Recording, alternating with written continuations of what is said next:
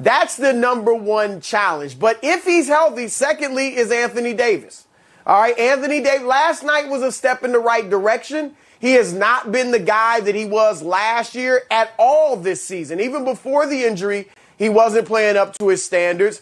He's been worse than that since he came back from injury. But last night, he hit the big shot at the end of the game. So that was a step in the right direction. But look, they've got three things that if they work out, scare everybody in the Western Conference. Number one, playoff LeBron. So assuming he's healthy, he's there.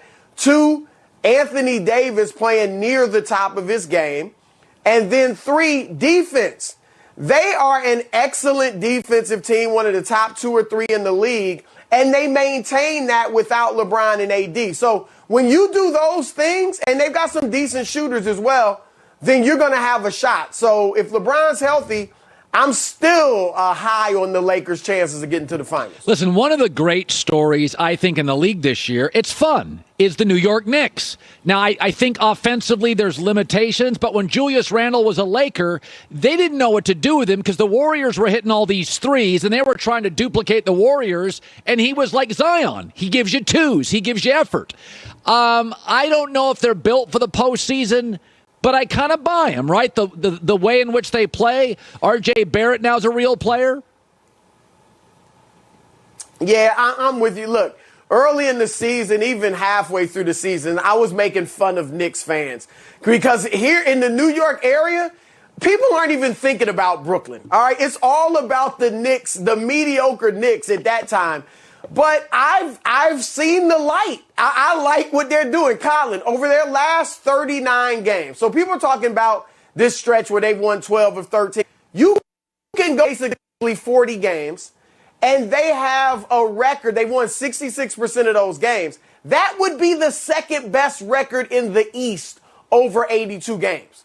So they have been playing really good basketball, and they're an old school team, not surprisingly, with Tom Thibodeau. But they defend, all right? They're one of the best defensive teams in the league. They play hard. So nobody wants to play them because they're just gnats and they get after it and they hound you and they bother you and all that. They go deep. And offensively, they shoot the three well. They're 39%, one of the top 5 in the league. But they don't shoot it a lot. They probably should shoot it more. But they play that old school Tom Thibodeau basketball, and it's bothersome for teams.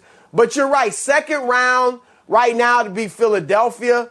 Obviously, I like Philly in that. And then if Brooklyn somehow gets that top seed, you're meeting Brooklyn in the second round. They would, try to beat up the Nets, but the Nets just have too much talent. So I'm with you. It's been a great story. And if they can get to the second round of the playoffs, then I think that's great for New York. Yeah. So for years, I was critical of Cam Newton and people ripped me. But I said, if he was on the open market, what's he worth? Well, we found out nothing. League minimum, New England was the only team that wanted him. Same with Trubisky. Bears, I love Trubisky. Open market, he's a backup. Russell Westbrook. If he was on the open market today, Suns don't want him, Jazz don't want him, Denver doesn't want him, Brooklyn doesn't want him. Yeah, I mean, he set a bunch of records last night. I just don't buy. If he was on the open market tomorrow, none of the good teams would want him. So how am I supposed to value him as the second best point guard ever after Magic, according to his coach? Well, first of all, don't ever put Mitch Trubisky's name in the same sentence as Russell Westbrook. All right, Cam, I can get with. All right, the old Cam, the MVP, they go to the Super Bowl. I can get with that. We know the injuries have depleted him. But look, Westbrook, I'm with you in that. First of all, Scotty Brooks is out of his mind. All right, he should have his head checked for saying he's the second best point guard of all time. I even have trouble. Where do you put Westbrook? Is he a point guard? Is he a two guard? You know what he is, Colin? He's a spectacle. And I don't mean that in a negative way. I mean it in a completely positive way. He is a spectacle.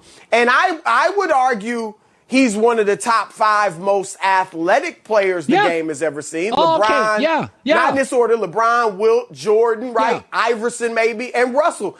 Like what he does, it is tremendous. These 4 seasons of averaging a triple-double, it is unbelievable.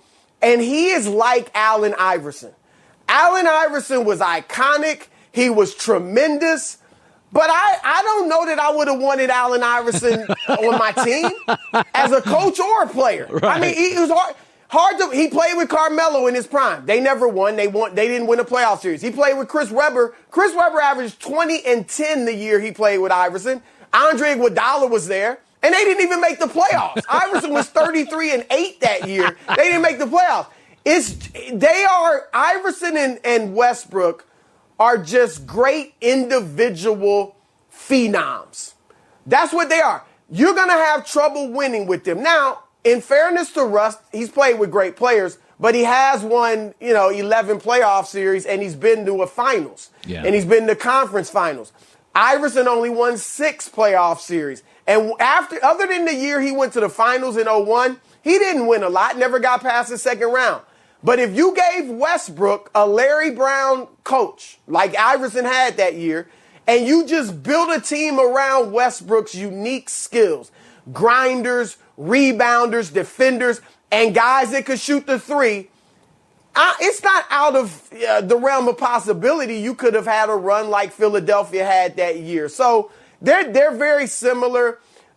He's certainly not the second best point guard of all time. There's a lot of point guards that aren't as good as him that I would rather have had on my team to set things up. But he's a phenomenal individual player, and that's how we're going to look at him. He's not going to win a ring. And even if he does, it's not going to outweigh the 4 years of averaging a triple-double. So we just have to appreciate him for what he is. That's not bad. That's about the best way I've ever heard it described. It's somewhere like sometimes you go to Thanksgiving dinner and you got that quirky uncle, but he is funny. And he's always there for you if you need a ride to the airport. So not everybody is everything. You just appreciate what people can give you. And I got to run, Chris Broussard. Thanks, buddy. That was I like the way it's a spectacle. There's nothing wrong with that. There's not a lot of substance to a fireworks show, but they're fun.